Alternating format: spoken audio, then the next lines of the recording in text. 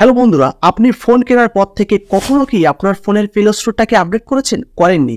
সেই জন্য কিন্তু আপনার ফোনের যত বয়স হচ্ছে আপনার ফোনটা কিন্তু স্লো হয়ে যাচ্ছে এবং আপনার ফোনের ভিতরে যে অ্যাপসগুলো থাকে সেই অ্যাপসগুলো কিন্তু স্লো কাজ করছে এবং আপনার ফোন নিয়মিত কিন্তু হ্যাং করছে।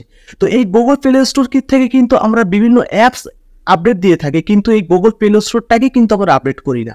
সেই জন্য কিন্তু আমাদের ফোনের বিভিন্ন সমস্যা শুরু হতে থাকে। তো এই গুগল প্লে স্টোরটা কীভাবে আমরা আপডেট করবো এই ভিডিওর মাধ্যমে দেখিয়ে দেবো। তার আগে একটি কথা বলে রাখি, আমার এই ভিডিওটি যদি একটু উপকারী মনে হয় তাহলে অবশ্যই কিন্তু আমার চ্যানেলটিকে সাবস্ক্রাইব করে রাখবেন এবং ফেসবুক থেকে দেখলে অবশ্যই আমাকে ফলো করে দেবেন এরকম নতুন নতুন ভিডিও সবার আগে পাওয়ার জন্য। হ্যালো বন্ধুরা, আমরা অলরেডি ফোনের স্ক্রিনে চলে আসলাম। এখান থেকে আমরা ফোনের প্লে স্টোরটি ওপেন করে নেব। প্লে স্টোরটি ওপেন করলাম। ওপেন করার পর উপরের ডান সাইডে যে প্রোফাইল আইকন দেখতে পাচ্ছেন, ওই প্রোফাইল আইকনে একটি ক্লিক করবেন। ক্লিক করার পরে এমন একটি ইন্টারফেস আসবে। আপনারা একটু নিচের দিকে খেয়াল করে দেখুন, এই যে সেটিং বলে যে অপশানটি আছে, এই সেটিং অপশানটিতে ক্লিক করবেন। ক্লিক করার পরে নিচের দিকে যে অ্যাবাউট বলে যে অপশানটি লেখা আছে, এই অ্যাবাউট অপশানের ডান দিকে যে একটি অ্যারো বাটন আছে এখানে কিন্তু ক্লিক করবেন।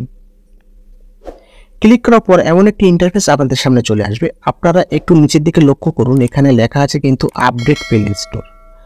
এই আপডেট প্লে স্টোরে আপনারা ক্লিক করবেন। ক্লিক করার সঙ্গে সঙ্গে কিন্তু এমন একটি ইন্টারফেস আসবে। আমি অলরেডি কিন্তু প্লে স্টোরটা আপডেট করে রেখেছি, সেজন্য কিন্তু আন্ডারস্টুড লেখা আসছে। আপনাদের এখানে ডাউনলোড লেখা আসবে। আপনারা অবশ্যই এখানে ডাউনলোড করে আপনার প্লে স্টোরটাকে কিন্তু আপডেট করে নেবেন। তো ভিডিওটি ভালো লাগলে অবশ্যই চ্যানেলটিকে সাবস্ক্রাইব করে রাখবেন এরকম নতুন নতুন ভিডিও সবার আগে পাওয়ার জন্য।